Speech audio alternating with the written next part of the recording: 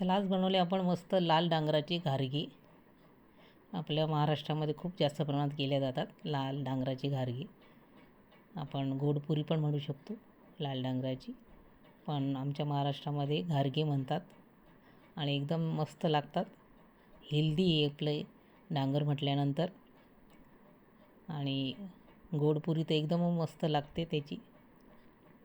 अर्धा किलो डांगर घेतलेले आहे बघा मी. त्याचे आपल्याला वरचे साल काढून घ्यायचे.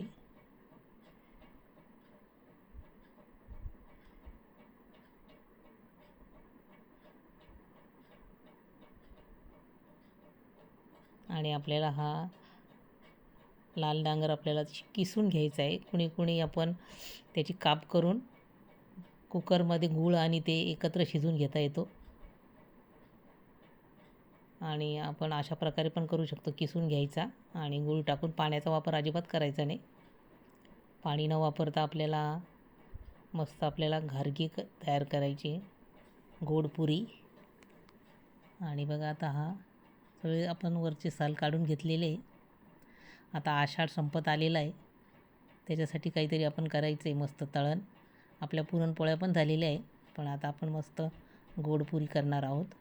आता किसणी घेतलेली आहे आणि किसून घ्यायचं आहे बघा.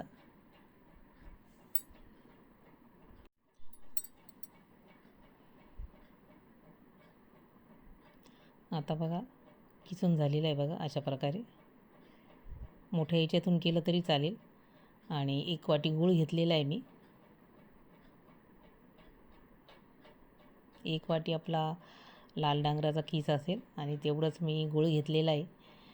1 वाटी आपण गव्हाचं पीठ घेतलेलं आहे आणि 2 चमचे तांदळाचं पीठ टाकलेलं आहे. आणि आता बघा गॅसवर कढई ठेवलेली आहे, गूळ टाकून झालेला आहे आणि त्याच्यामध्येच आपल्याला हे किसलेलं डांगर टाकायचं आहे आणि सगळं मिक्स करून घ्यायचं आहे.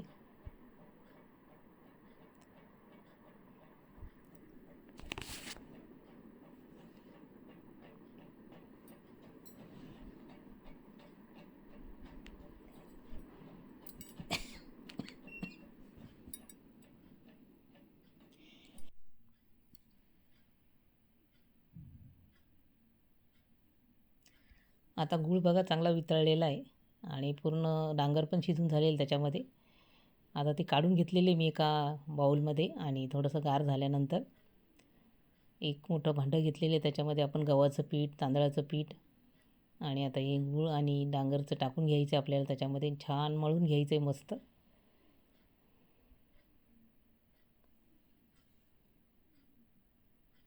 थोडंसं टणकच मळायचं आहे, जास्त आपण जसं पोळीला मळतो ना त्याच्यापेक्षा थोडं टणक मळायचं आहे आपल्याला.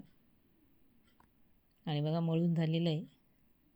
आता मस्त मोठी पोळी लाटून घ्यायची आपल्याला.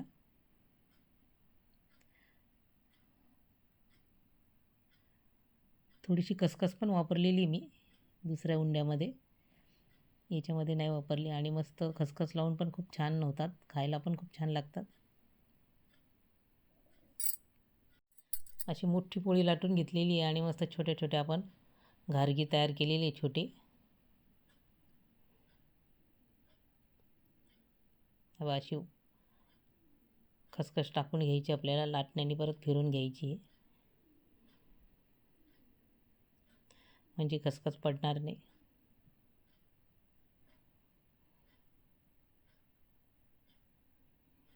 आणि 1 ग्लास घेतलेला आहे बघा, त्याच्याने छोटे असे आपल्याला अशा मस्त घारगी तयार करायची, मस्त गोडपुरी.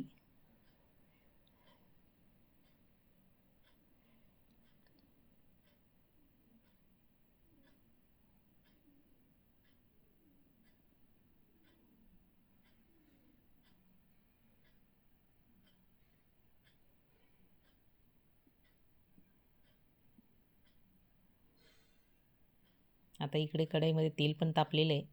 आता एका ताटात आपल्याला ह्या काढून घ्यायच्या आहे पुरी आपल्याला, आणि तळून घ्यायच्या आहे मस्त.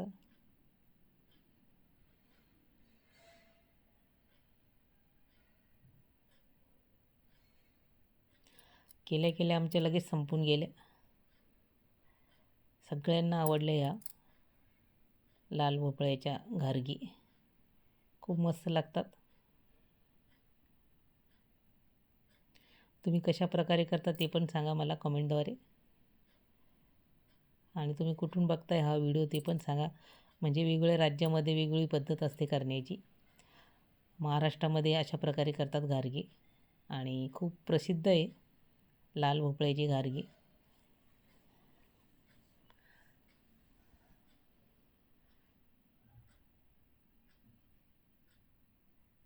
आता परत मी पुरीसाठी लाटून घेतलेले आहे परत दुसऱ्या. आणि तेल पण इकडे गरम झालेले आहे मस्त आणि तळून घे. आता पुरी आपल्याला मस्त तळून घ्यायची आहे. आणि बघा मस्त अशा टम फुललेल्या आपल्या घारगे म्हणू शकतो आपण.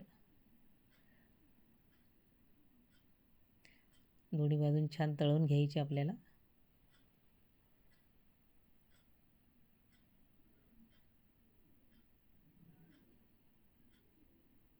आता मस्त तळून झालेले काढून घ्यायचे बघा. परत टाकून घ्यायच्या पुरी आपल्याला मस्त त्याच्यामध्ये तेलामध्ये. आपण सगळ्या पुऱ्या तळून घेतलेल्या आहे.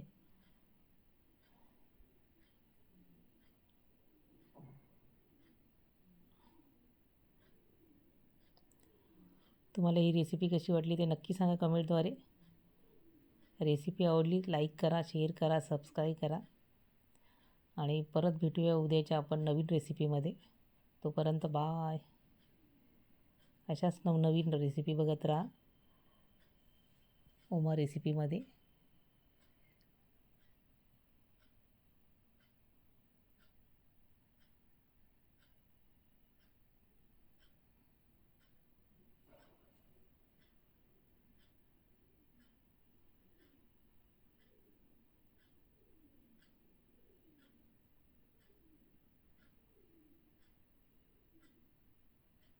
तयारी आपली मस्त लाल भोपळ्याची घारगी. तुम्हाला बघा तोडून पण दाखवते. मस्त एकदम मस्त झालेले.